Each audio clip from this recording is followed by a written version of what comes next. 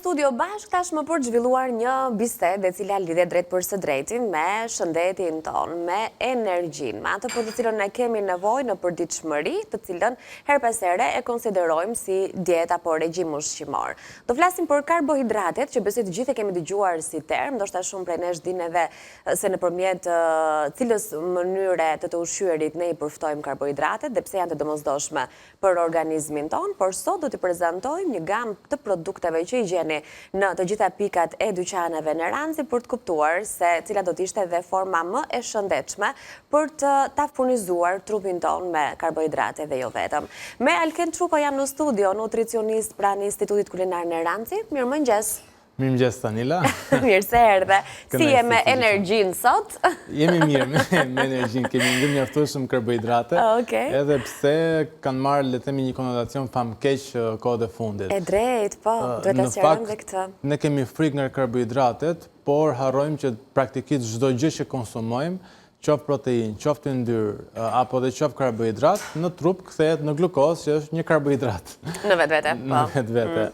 Kështu që kjo let në të kuptojmë një gjë shumë të rëndësishme. Pra, ne kemi një nevojë esenciale, jetësore dhe biologjike për këtë karbohidrat. Kështu që nëse e eliminojmë, nuk ose i bëjmë nder vetes tonë, përkundrazi i bëjmë dëm me goxha të rënda, ndoshta edhe të pakthyeshme, të cilat ndikojnë dhe reflektojnë vitet e tjera më vonë, sepse normalisht kur jemi le të themi në etapa apo në faza të reja të jetës apo nuk kemi kaluar le të themi një moshë të caktuar, normalisht ndjehemi të fuqishëm, kemi fuqi, por problemet nisin më vonë. Edhe të paushqyer fare. Po.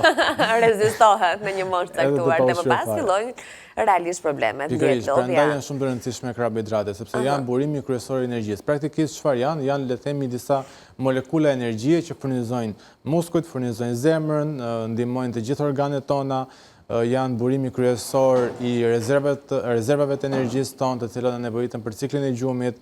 Pra janë, le të themi, janë jeta në esencë. Dhe në fakt, termi karbohidrat ne e lidhim sepse ndikojnë karbohidrate të thjeshta apo karbohidrate komplekse dhe në Ranzi, madje unë nuk i kam sjellë që të gjitha, por ka alternativa nga më të ndryshme të këtyre karbohidrateve të cilat i sjell ato në forma të ndryshme, por unë sot i kam zgjedhur në formën e miellit, sepse në vetvete këto janë drithra, pseudodrithra të ndryshme, por ne kemi sjellë në formatet e miellit. Dhe kemi alternativa nga më të ndryshme, sepse në Ranzi këtë ka si për qëllim t'i japi konsumatorit lirshmërinë e zgjedhjeve, por njëkohësisht duke jetuar dhe shëndetshëm, sepse esenca e të jetuar shëndetshëm është larmishmëria, por edhe cilësia.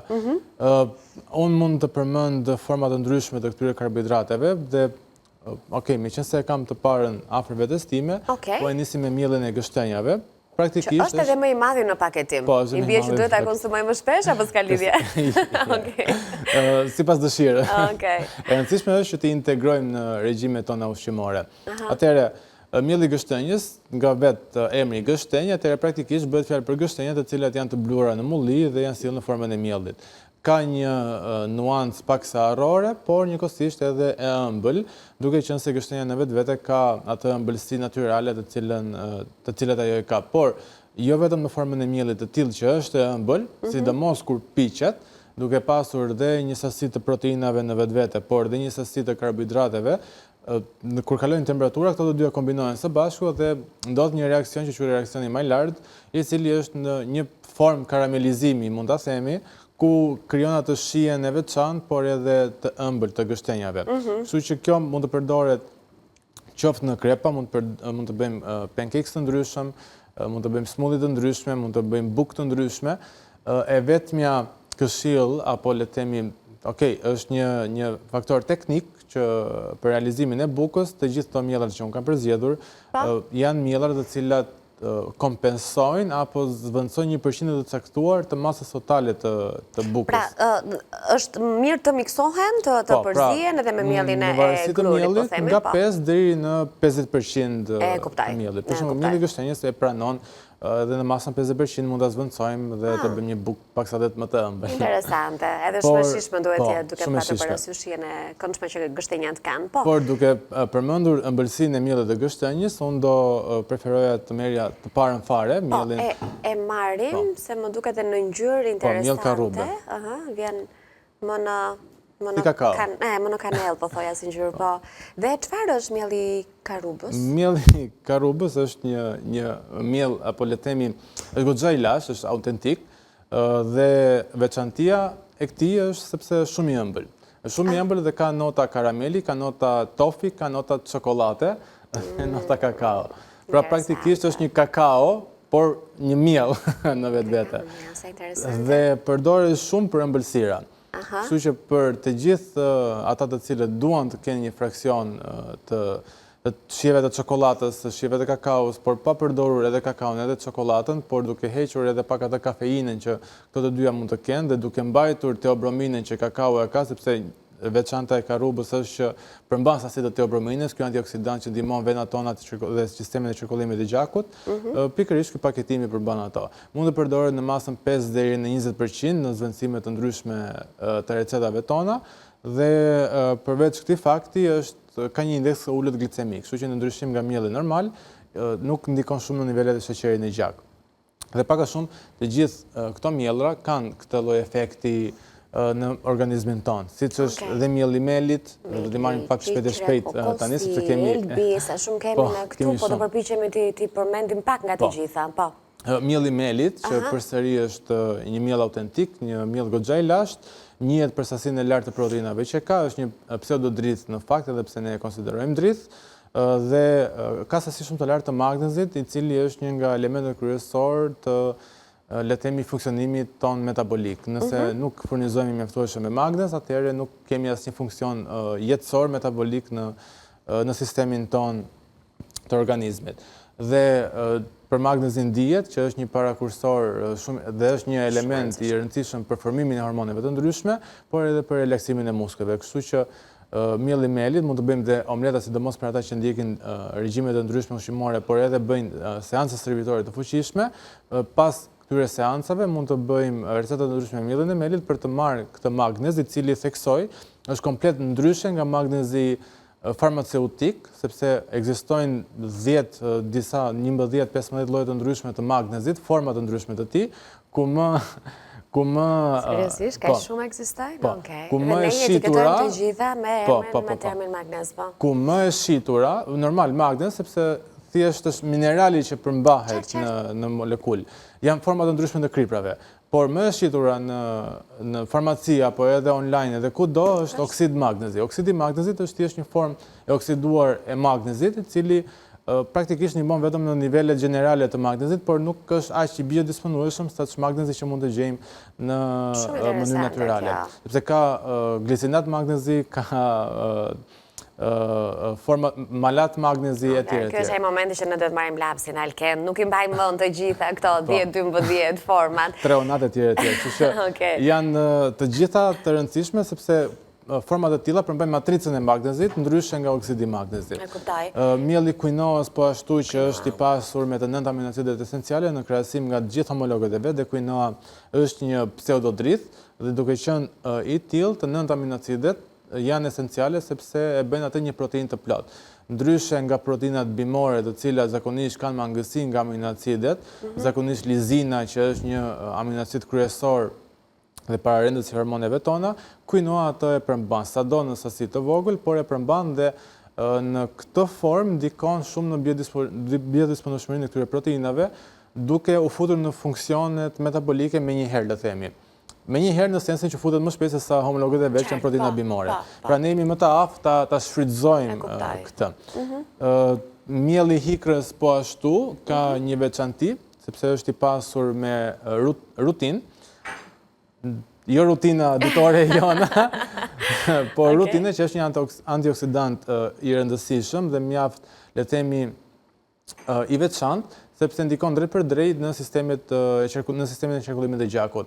Njihet ndryshe si regulatori i venave të gjakut ton, duke qenë se përmirëson elasticitetin, përmirëson qarkullimin aty, ndikon në nivelet e kolesterolit, por nga ana tjetër mjelli i hikrës ka dhe sasi të ulët të karbohidrateve të thjeshta, duke i bërë ato karbohidrate komplekse, dhe nga ana tjetër duke në mbajtur edhe të ngopur për hir të faktit që ka sasi të lartë të fibrave. Okej, nëse do të kalosh ti nga unë, më thuaj, se të ndihmoj unë, se e di që i ke pak larg, jo, apo do kalojm te mielli i qiqrave. Qiqrën kemi aty, po. Që qiqrat në fakt janë mjaft diverse, janë mjaft të përdorshme, ne nuk kemi shfrytzuar ato në potencialin e tyre maksimal, por qiqrat mund të përdoren për të bërë djath. Djath? Po. Vërtet? Djath. Wow. Pra, praktikisht, këtë paketim mund të regjim me ujë, mund të zim pak, dhe më pas një lloj si të bëjmë e shtrydhim, pra bëjmë qumshtin, marrim ekstraktin e ujit nga mielli, dhe atë ujë më pas e inokulojmë me far djathi, e lëmë të fermentohet edhe mund të prodhojmë djath nga një miell i tillë. Shumë kurioze. Të kam thënë që do doja shumë të të kisha në këndin e kuzhinës në një ditë për testuar, edhe pse kjo nuk bëhet brenda ditës, megjithatë për treguar në praktik ca mënyra interesante se si ne këto produkte mund t'i përshtasim në gatimet tona. Shumë jo vetëm interesante. qiqër, por edhe bajamja bëhet të tillë, edhe arrat kajsus bëhen të tilla, pra çdo arror mund të bëhet djath vegan në një farë forme. Tjetër gjë që ne do shohim të kuqe, që në veçanti nga të gjithë paketime që unë kam sjellë me vete, dhe në Ranzi dihet që ka alternativat pafundme, në fakt unë e përmendë që do duheshe edhe një tavolinë më e madhe për të sjellë që të gjithë paketimet e mielrave që ne kemi, në të gjitha pikat tona të rrjetit dyqaneve në Ranzi Organic Market, por kur përmendim mielin e thjerrzave të kuqe, dhe jo vetëm thjerrza të kuqe, sepse kemi edhe thjerrza jeshile, ka një sasi goxha të ulët të karbohidrateve. Pra, më tepër dominojnë proteinat dhe më tepër dominojnë fibrat në këto paketime. Dhe ndryshe nga pseudodrithrat apo drithrat e tjerë, në etiketën mbrapa, për 100 gram kanë vetëm 116 kalori, ku nëse krahasojmë me paketimet e drithrave të tjera apo pseudodrithrave, bëhet fjalë për vlerën 100 gram 300 dhe pak kalori. Kështu që pothuajse 1/3 e kalorive që marrim nga drithrat e tjerë. Interesante. Por jo kjo një indikacion për të thënë që s'duhet i konsumojmë këto të tjera, duhet i konsumojmë patjetër. Jo, absolutisht, patjetër. Po thamë që secila prej tyre ka specifikat e veta dhe ne po përmendim se për çfarë identifikohen, le themi, apo karakterizohet secila nga paketimet. Kemi diku te 1-2 minuta kohë, kështu që unë do marr mielin kamut, bëhet fjalë për mielin kamut bio. Okej. Po. Është një miell autentik. Okej. Është, le të themi, një nga drithrat e cila nuk është modifikuar kur genetikisht. Ne në përdorimin ton të përditshëm nga drithrat, pra gruri më i zakonshmi, ka kaluar, le të themi, mutacione gjenetike, ku është përmirësuar kokra, është përmirësuar rendimenti, është përmirësuar sasia pra mielore qelqore për të rritur rrezën e miellit, duke formuar tipat e mielrave 00, pra për dhënë më shumë rendiment, për të minimizuar krundet, sepse industria këtë kërkon në fund të ditës. Ndërsa ky miell, ndryshe nga të gjithë homologët e tij, është autentiku. Autentiku duke dhënë dhe shije më të mirë dhe aromë më të veçantë, por edhe atë karakteristikën rustika, të cilën nuk e gjen dot kurrë në mielrat të ndryshëm. Gjithashtu, ja marrim, le të themi, të gjitha benefitet për mineralet dhe fibrat që ai ka në krahasim nga çdo homolog tjetër i tij. Elbin edhe kokosin, ti marrun të dyja dhe pastaj ti na tregon se Elbi njihet për beta-glukanet, pra fibrat që janë ndërtueset e zorës së trashë, pra atij paretit të hollë të zorës së trashë në brendësi, duke i dhënë mundësi që këto baktere ta konsumojnë këtë beta-glukanin dhe të shumohen, ndërsa mielli i kokosit ka sasi shumë të ulët të karbohidrateve, ka më tepër sasi yndyrore dhe paketimi nëse lexon nga mbrapa ka një sasi të kalorive. Po, për kalorit bëhet fjalë, sepse ka sasi yndyrore të tepër, por kjo yndyrë është e derivuar nga yndyrnat e arrës së kokosit, që në fraksioni më i veçantë janë MCT, pra medium chain triglycerides, që do të thotë acide yndyrore me zinxhir të shkurtër të atomeve të karbonit. Ne kemi dhe në formë vaj këtë në fakt, dhe ky është shumë i shëndetshëm për dietat keto, por jo vetëm, është i rëndësishëm sepse ndikon drejt për drejt në mëlçin ton, por shfrytëzohet si energji. Nëse ne konsumojmë vajra të ndryshëm dhe kemi nevojë për një kohë të caktuar që enzimat ta tresin dhe ta konvertojnë atë në energji, yndyrnat në arrën e kokosit shfrytëzohen menjëherë si energji nga ne. Kështu që është goxha e shëndetshme. Kështu që na hape punë tani, të bëjmë miksime për zjerja të tipit të miellit, edhe të përftojmë jo vetëm shije, por aromë edhe vlerat ushqyese që mësuam nga ty sot. Karbohidratet nuk janë armik, ato janë një mik shumë i mirë. Dhe me këtë ne e mbyllim. Të falenderoj që ishe me mua në studio. Paç një ditë të mbarë, mirash në Villa 24. Mirë, tani është koha që ne të ndahemi edhe bashkë nga studio, kështu që ju përshëndes për t'u parë përsëri.